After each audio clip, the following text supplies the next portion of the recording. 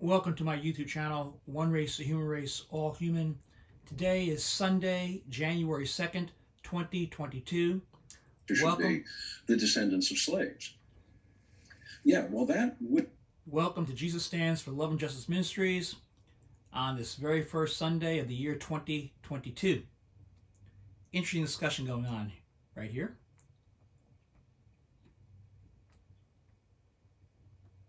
Should be the descendants of slaves. Yeah, well, that will eliminate, for instance, some important segments of Black America today who are not the descendants of slaves. I think of someone like Colin Powell. Colin Powell was not a descendant of slaves. How then? He's not a descendant of American slaves, but Jamaican slavery from the British. Also, in America, one drop of black blood makes you all black, regardless of how white your complexion looks like. These are all in the books, especially in the South.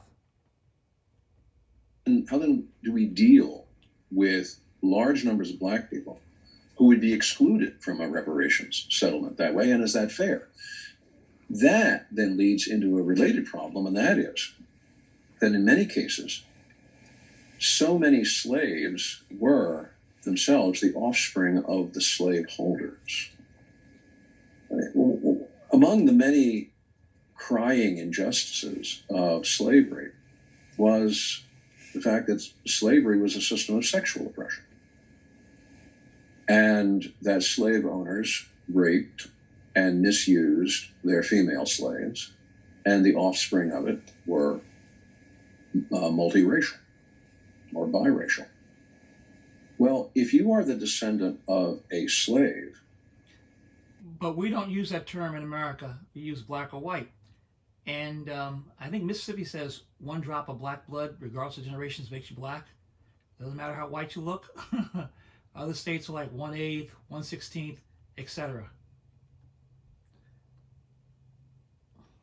The irony is you may also be the descendant of a slaveholder. In fact, studies that I've seen estimate that on average, and this is an on average figure, genetically speaking, Black Americans are anywhere between 20 and 25% white by descendant.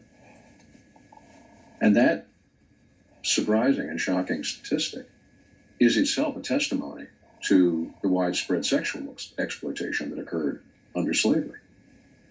Well, if you are a descendant of both a slave and a slaveholder, to whom are you paying what? So there's a serious and critical problem there. How do you make that determination? Well, again, one drop of black blood makes you black, in America. So the first thing you look at is your skin color. If you're opening up a door, your hands on that doorknob, first thing you see is your skin color.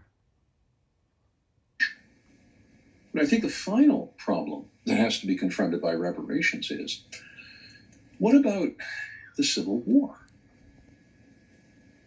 It is estimated that the Civil War cost somewhere between 650 and 850,000 lives.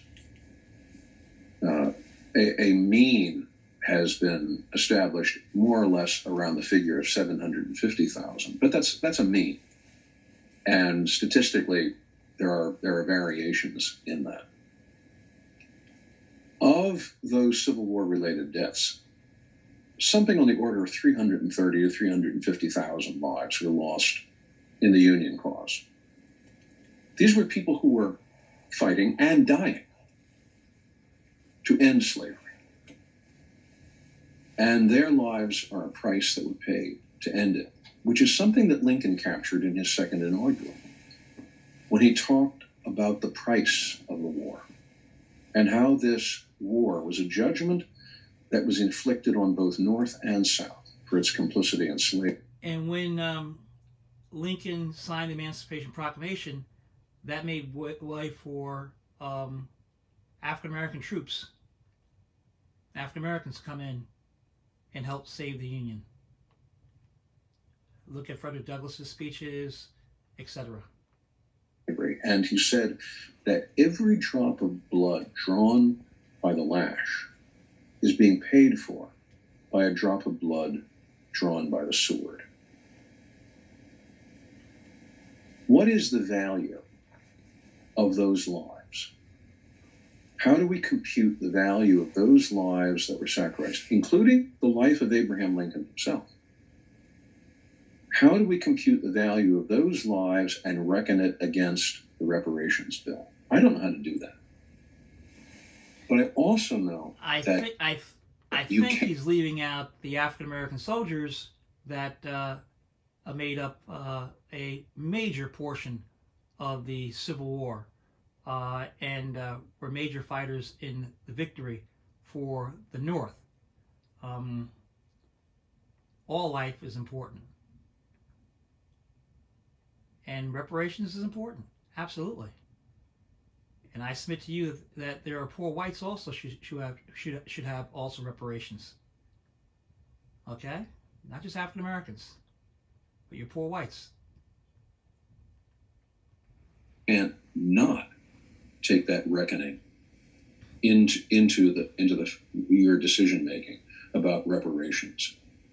If all that reparations is about is getting a check,